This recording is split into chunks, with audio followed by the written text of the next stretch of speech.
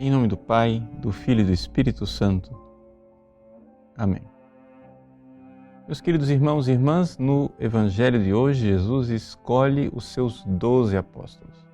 E o que é que significa realmente este ato de escolha dos 12 apóstolos? O que é que Jesus quis fazer realizando este ato?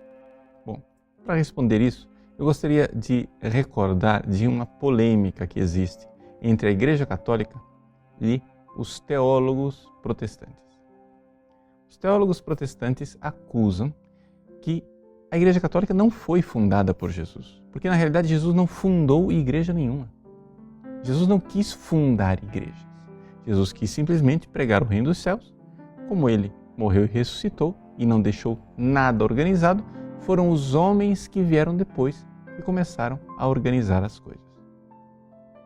Na década de 70, um grande teólogo chamado Joseph Ratzinger, que então era sacerdote, somente padre, escreveu um livro chamado O Novo Povo de Deus. E nesse livro, ele então enfrenta esta pergunta. Ele diz assim, veja, se você vai procurar atos nos quais Jesus teria fundado uma igreja, iniciado uma igreja, você está na realidade com a pergunta errada. Por quê? Porque a pergunta não é se Jesus fundou a igreja. A pergunta é se Jesus quis abolir o povo de Deus, porque o povo de Deus já existia, ele não precisava ser fundado. Ou se Jesus, na realidade, não quis abolir o povo de Deus, mas quis reformá-lo, transformá-lo, dar a ele uma nova configuração.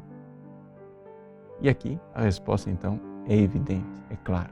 Jesus não quis abolir o povo de Deus. O povo de Deus já existia desde o Antigo Testamento. O que ele quis fazer é fazer com que o povo de Deus, que antes era um povo baseado no vínculo de sangue, baseado numa raça, que é a raça judaica, se transformasse num povo que pudesse abarcar todas as nações. E qual é o vínculo agora, então? Se o vínculo não é o vínculo da descendência, o vínculo de sangue, quem é o vínculo? O vínculo é Jesus. A própria união com Jesus. A partir disso, vamos então agora ler o Evangelho de hoje. Jesus sobe da montanha como o novo Moisés e ele então escolhe os 12. O evangelista São Marcos diz, ele escolheu aqueles que ele quis. E então, neste ato livre de Jesus de escolher quem ele quis, Marcos diz qual era a finalidade. Escolheu para que estivessem com ele e para enviá-los a pregar. Estivessem com ele. Estar com Jesus, esta união com Jesus é que é muito importante. E eis aqui o novo vínculo que constitui o novo povo de Deus. A escolha de 12 apóstolos é fundamental. Vejam, os teólogos liberais, todos eles, gostam dos 4 evangelhos, gostam mais do Evangelho de Marcos, porque dizem que está mais próximo do Jesus histórico. Muito bem, eu não vou entrar nessa discussão, mas aqui nós podemos dizer com toda clareza, o Evangelho de Marcos é o que mais insiste nessa realidade. Ele diz, ele constituiu 12. Ele não somente escolheu, ele os fez 12, os dodeca. Estes 12 o que são? Claramente, evidentemente, as 12 tribos do Antigo Testamento. Agora tem os 12 apóstolos. Os 12 apóstolos são o fundamento da igreja. Os 12 apóstolos são o novo povo de Deus, que aqui é reformado por Cristo. E nós?